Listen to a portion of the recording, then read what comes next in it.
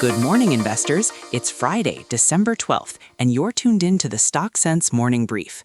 Yesterday, the KSE 100 index took a notable step back, shedding over 870 points and closing in negative territory. The KSE 100 index closed down by about 877 points, or just over 0.5%, settling around 16,860 points. During the session, the index opened just over 170,000, touched a high of around 170,300, and saw a low near 168,500. Trading activity remained robust. We observed over 656 million shares change hands on the KSE 100, while the broader main board recorded a total traded volume of nearly 1.3 billion shares, valued at over 55 billion rupees. Market breadth was clearly negative, with 257 declining stocks outnumbering 190 advancers and 39 remaining unchanged. This suggests a cautious sentiment pervaded the market.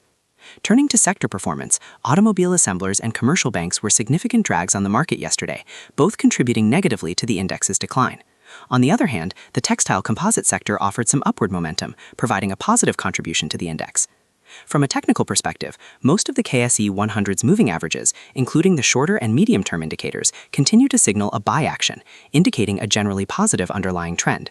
However, the 9-period whole moving average is currently flashing a sell signal, suggesting some potential short-term bearish pressure. Looking at pivot points, the index is trading above its classic pivot point of roughly 163,600, but remains below the immediate resistance level of just over 170,000 points. In corporate news, First National Equities Limited announced a board meeting to consider matters other than financial results. We note that there were no last-day entitlement announcements made yesterday.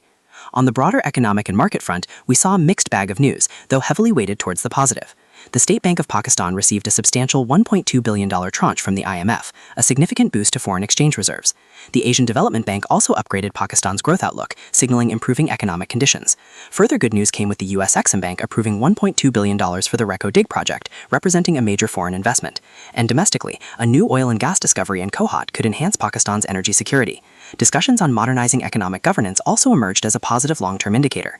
However, there were some cautionary signals. About $119 million were withdrawn from Treasury bills in November, pointing to declining foreign investor confidence in short-term government debt. Additionally, an analytical piece highlighted fundamental structural issues that could potentially hinder Pakistan's economic growth, a crucial long-term concern. Let's look at institutional flows for yesterday, December 11th. Foreign Institutional Portfolio Investment, or FIPI, recorded net selling of nearly $14 million. This foreign outflow, however, was largely absorbed by local institutions, with Local Institutional Portfolio Investment, or LIPI, showing net buying of a similar amount, nearly $14 million. Delving deeper into the local activity, local companies were the strongest net buyers, with over $22.4 million. Banks and DFIs, along with insurance companies, also registered net buying, with around $1.5 million and over $1.8 million respectively.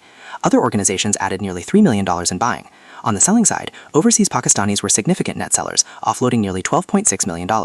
Individuals and mutual funds also registered net selling, at over $8.7 million and around $4.6 million respectively.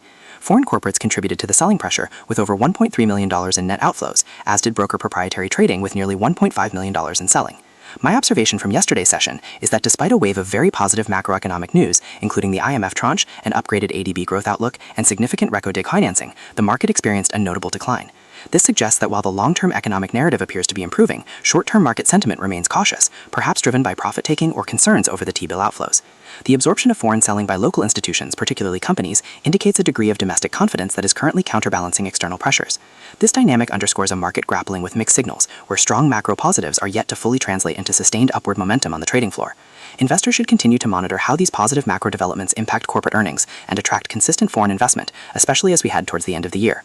That's all for today's StockSense Morning Brief. Thank you for tuning in. Remember, this information is for educational purposes only and should not be considered investment advice. Join us again tomorrow for another update. Until then, invest wisely.